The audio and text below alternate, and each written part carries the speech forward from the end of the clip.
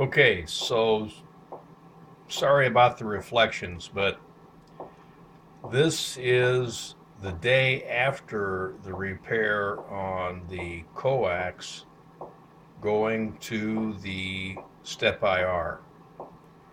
This is Friday after Thanksgiving. Yesterday, we found a bad connection on the coax, some 15 feet from the bottom of the tower, where the original coax length joined to the new coax length. And apparently, the old cable, the original cable, which had been in service for about 3 years, developed a bad connection on its PL 259 there. So I thought this would be an opportune time, since we have winds gusting to about 35 today, to get an idea of what this thing looks like when it's solid. With all that wind blowing outside, this thing's not shifting at all. It's kind of amazing.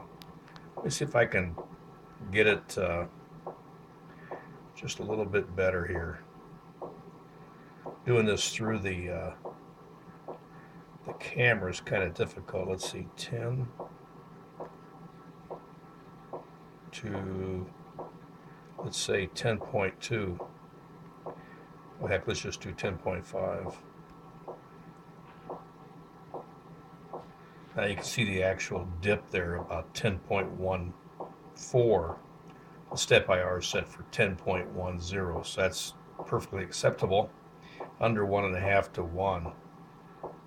But there's no shift or no variance. And remember, in the old video that I shot before I went out for the repair, this thing was going flatline up here, then dropping down once in a while and working, then going flatline again. So I think we found the issue. We went through the whole thing. We checked the EHU, the motor drive for the driven element. We knocked it around and it stayed solid.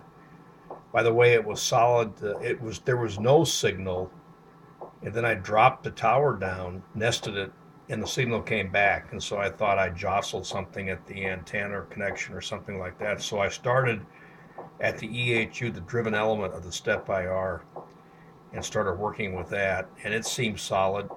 I had the copper tapes out for 30 meters, just as they are now, and I wiggled around the tubes and it was solid.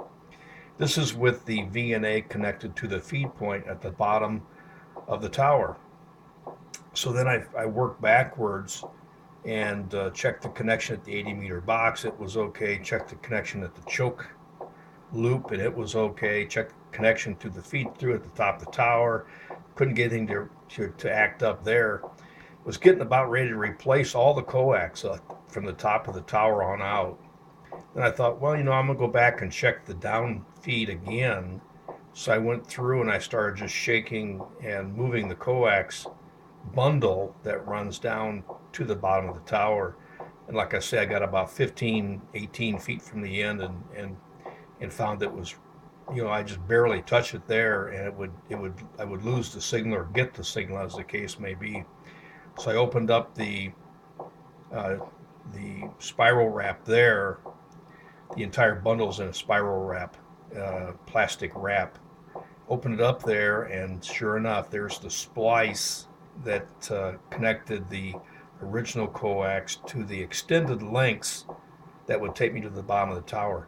At the time I did that, I did not have another spool of coax yet, and I was kind of concerned about what to buy. The LMR 400 is good coax, but it was not wearing with the weather out there too well. The outside black coating on the coax was definitely starting to deteriorate. That was only after 3 years. Did some more investigation, and it appears that that's only good for about 5 years. So instead, I went back. Let me see if I get that. Yeah, put my hand behind my head that fixes that reflection, um, which is strange. And so I did some more research, and it looks like the DX engineering looks just like LM400, acts like it, specs like it, but it's got a direct burial uh, uh, outer jacket. So I bought a spool of it.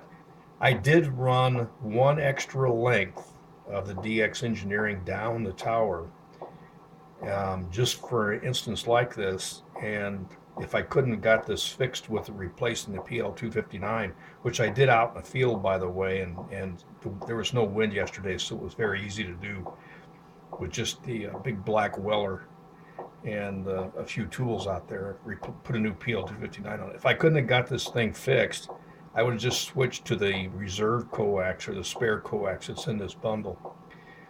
I'm thinking very seriously about creating a whole new bundle, buying a whole new spiral wrap, and creating 5 new downlinks this winter so that I can just go next spring and put all new coax in. But that seems rather extreme, doesn't it? But that's how important this is. And you lose this during a contest and you're shut down. But again, it appears pretty solid now. We've been talking about this for the last 6 minutes of video, so it seems pretty solid. All right, I'm going to stop it here. I'm not boring you any longer. It seems like it's not erratic in the wind out there. It's blowing about 35 miles an hour. Thanks for watching.